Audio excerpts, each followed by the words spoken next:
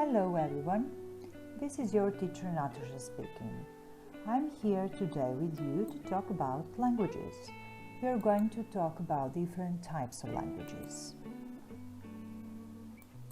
For a start, what is the language? With respect to form, language is a system of speech symbols. It is realized acoustically, with sound waves, visually, spatially, like sign language, and in written form. And I would also like to add here its physical realization as body language. With respect to function, language is the most important means of human communication. It is used to convey and exchange information.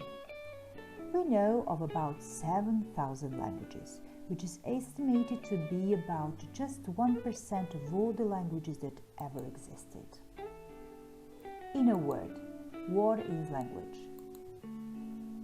Language is a system of communication, a medium for thought and social interaction.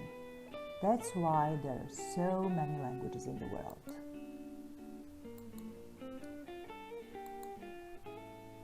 With respect to use, languages can be first language, second language, foreign language, and international language. What is first language? It's your mother tongue. It's the language you learn from your parents.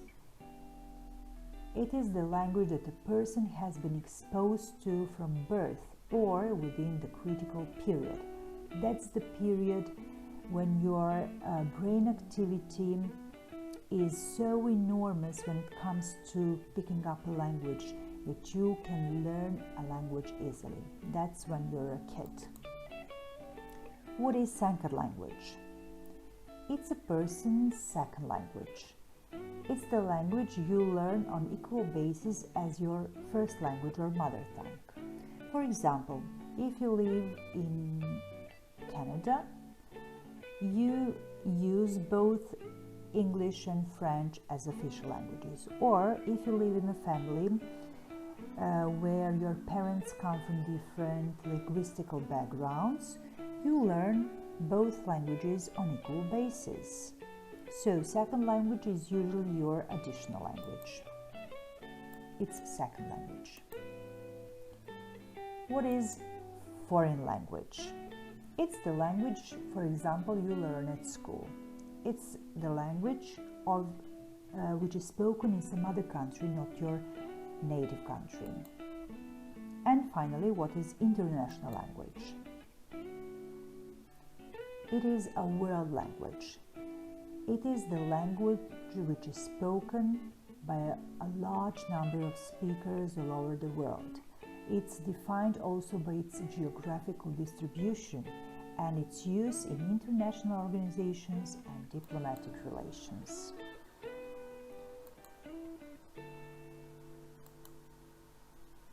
Can you guess which one is the most widely spoken,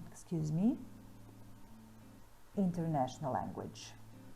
Is it Portuguese, Spanish, English, Arabic, Punjabi, Hindi, Bengali, Chinese, Russian, or Japanese? Or is it some other language? What do you think?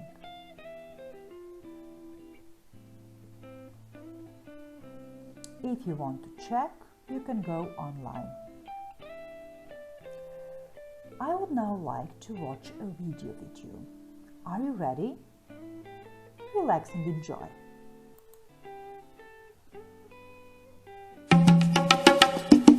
It is the widespread use of English which makes it an international language. There are three kinds of English speaker: those who speak it as a first language, those who use it as a second or additional language, and those who learn it as a foreign language. Native speakers may feel the language belongs to them, but it will be those who speak English as a second language or those who learn it as a foreign language who will determine its world future. English is the language of international trade and is spoken in virtually every trade center of the world.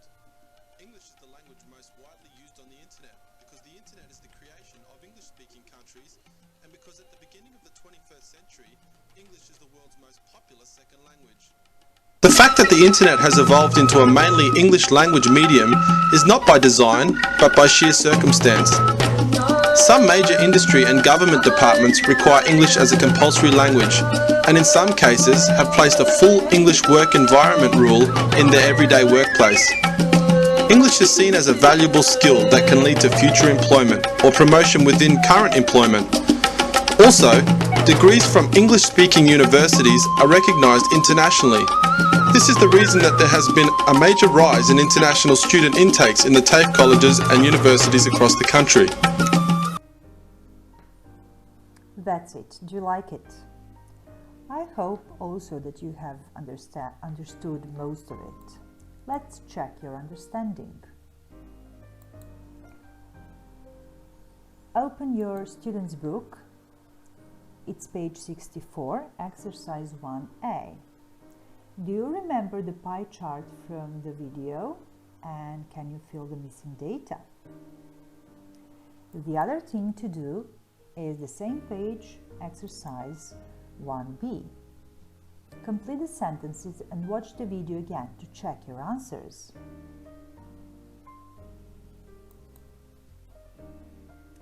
That's all for today.